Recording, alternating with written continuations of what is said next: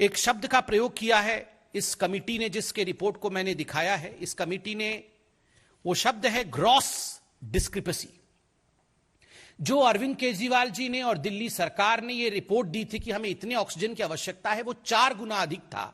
और ये gross discrepancy था, ये भारी भूल था, क्योंकि सारे वैज्ञानिक दृष्टिकोण से कैलकुलेशन करने के बाद जो कैलकुलेशन सामने आया है वो चौंका देने वाला है।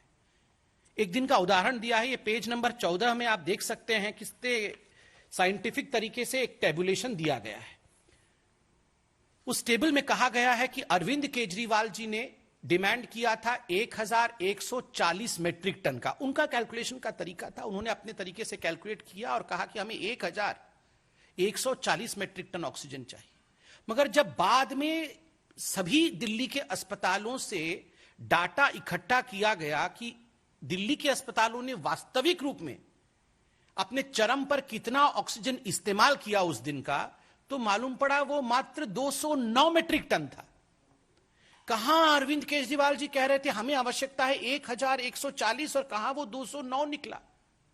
आप बताइए, 4 गुना बढ़ा करके ये ऑक्सीजन सड़क पे खड़ी रही, ये ऑक्सीजन स्टोरेज प्लेस में ही रह गया। आप सोचिए, अगर यही ऑक्सीजन उत्तर प्रदेश में, हरियाणा में, राजस्थान में, दूसरे राज्यों में इस्तेमाल होता तो कितने लोग बच सकते थे, आप सोचिए। ये अरविंद केजरीवाल जी द्वारा जघन्य अपराध है, ये क्रिमिनल नेग्लिजेंस है, क्रिमिनल नेग्लिजेंस। बंधुगण, इस रिपोर्ट में एक पेसो की रिपोर्ट भी आई है। पेसो की रिपोर्ट को लेकर हमने पहले भी प्रेस कॉन्फ्रेंस किया था। ये petroleum and oxygen safety organisation है, और मैं कोट करता हूं इस रिपोर्ट ने क्या कहा।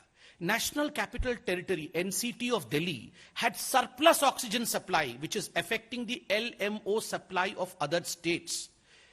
जब अरविंद केजरीवाल जी रोज सुबह 12 बजे आके प्रेस कॉन्फ्रेंस करते थे और एक फॉल्स अलार्म और पैनिक करते थे, तो उस समय ऑक्सीजन सप्लाई दिल्ली में सरप्लस थी, कोई कमी नहीं थी। मगर वो मैनेज नहीं हो पा रहा था, कौन सा ऑक्सीजन का सिलेंडर कहां जाना चाहिए, कौन सा क्रायोजेनिक टैंकर कहां जाना चाहिए, ये मैनेजमेंट अरविंद केजरीवाल जी की सरकार करने में नाकाम थी। और तो और आपने देखा होगा, वो सुबह से शाम एडवर्टाइजमेंट में व्यस्त थे। जब पानी सर के ऊपर जाने लगा और अरविंद केजरीवाल जी को मालूम पड़ा कि उनसे गलती हो रही है, तब जाके उन्होंने कहा नहीं, अब हमने क्रायोजेनिक टैंकर के लिए एडवर्टाइजमेंट किया है, हम मलेशिया से मंगाएंगे। बाकी तमाम राज्यों ने एडवर्टाइज करके मंगा लिया था पहले ही। अरविंद केजरीवाल जी बाद में जागे और कहते अब हम मंगा रहे हैं। पूरे दिन एडवर्टाइजमेंट में व्यस्त थे। बंधुगण, आपको मैंने पहले भी प्रेस कॉन्फ्रेंस में बताया था कि सुप्रीम कोर्ट में एक आंकड़ा रखा गया था कि किस प्रकार दिल्ली और मुंबई के बीच में उतने ही केसेस एक दिन का, मई 3 तारीख को मुंबई के अंदर कोरोना पॉजिटिव केस 92,000 थे और दिल्ली में 95,000 थे, दोनों के लगभग बराबर है। मगर मुंबई को जो ऑक्सीजन रिक्वायरमेंट थी वो थी 275 मेट्रिक टन, और दिल्ली ने जो ऑक्सीजन रिक्वायरमेंट अरविंद केजरीवाल जी के माध्यम से कहा वो 900 मेट्रिक टन का था। मुंबई 200 में मैनेज कर सकती है उतने ही मरीजों का, और दिल्ली में 900 मेट्रिक टन क्यों? केवल इसलिए ताकि आक्षेप लगाया जा सके, मोदी जी को गाली दी जा सके, सेंटर के ऊपर ब्लेम शिफ्ट किया जा सके। इस रिपोर्ट में एक और बहुत महत्वपूर्ण बात है। इस रिपोर्ट में कहा गया है कि कोर्ट के अंदर अरविंद केजरीवाल जी की सरकार ने कहा कि हमने जो कैलकुलेशन किया है ना, ये कैलकुलेशन आईसीएमआर के गाइडलाइन के मुताबिक किया है।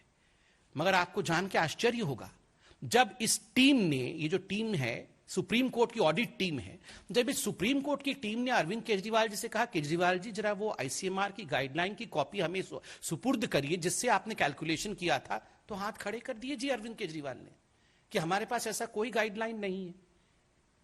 सुप्रीम कोर्ट में आपने झूठ बोला कि हम गाइडलाइंस के हिसाब से ही बना रहे हैं, और बाद में आप कहते हैं हमारे पास ऐसा कोई गाइडलाइन नहीं है। आपको वो भी याद होगा ना, आदरणीय अरविंद केजरीवाल जी और राघव चड्ढा जी एक दिन के अंतर में 2 प्रेस कॉन्फ्रेंस में अलग अलग डिमांड। 7 मई को, पहले तो अरविंद केजरीवाल जी 6 मई को प्रेस कॉन्फ्रेंस करते हैं और वो कहते हैं कि हमें 700 मेट्रिक टन चाहिए। राघव चड्ढा जी उसके कुछ घंटों बाद प्रेस कॉन्फ्रेंस करके कहते हैं कि हमें 976 मेट्रिक टन चाहिए। आप सोचिए जरा, एक ही पार्टी और उन्हीं के मैनेजर्स एक ही दिन में 2 अलग अलग रिक्वायरमेंट बता रहे हैं। ये इस प्रकार की राजनीति इनकी चल रही थी। और बंधुगण, ये राजनीति ऑक्सीजन को लेकर जिस प्रकार से हुआ है, कहीं ना कहीं ये सब कुछ एक षड्यंत्र, एक कॉन्स्पिरेसी और जानबूझ के किया गया है कि किस प्रकार से दिल्ली सरकार जो गलत कर रही थी उसके ऊपर से ब्लेम हटे और ब्लेम शिफ्ट किसी और के ऊपर हो जाए।